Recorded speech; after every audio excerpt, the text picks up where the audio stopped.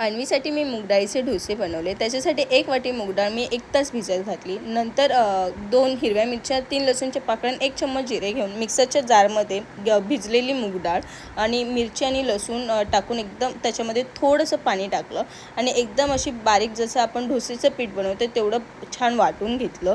एकदम बारीक वाटून झाल्यानंतर ते सर्व मी एका भांड्यामध्ये काढलं।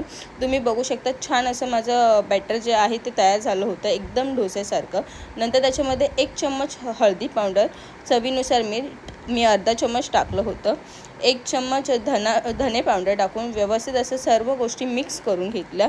ते सर्व मिक्स करून झाल्यानंतर एक छोटासा बारीक चिरलेला कांदा आणि थोडीशी कोथिंबीर बारीक कट केलेली तेही मी ह्याच्यामध्ये ॲड केलं। ते ॲड केल्यानंतर पुन्हा सर्व गोष्टी व्यवस्थित अशा मिक्स करून घेतल्या। ते सर्व मिक्स करून झाल्यानंतर एकीकडे मी पॅन गरम करण्यासाठी ठेवलेला। पॅन छान गरम झाल्यानंतर त्याच्यामध्ये थोडंसं तेल टाकलं।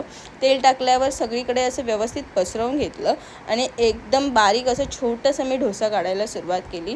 काढलेला डोसा जो आहे तो एका साईडनी छान असा भाजून दिला। तो व्यवस्थित असं भाजला की आपल्याला जो पलटी करण्यासाठी खूप इझी पडतं।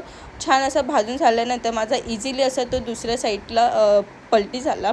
त्या साईडनी मी व्यवस्थित असं छान एकदम खरपूस असं भाजून दिला। मस्त असं मूग डाळीचे माझे डोसे तयार झाले होते। हे बाळाला आणि हिवाळ्यात खाण्यासाठी खूप पौष्टिक आणि एकदम साधी आणि सोपी रेसिपी आहे। तुम्हीसुद्धा एकदा नक्की तुमच्या बाळासाठी ट्राय करा।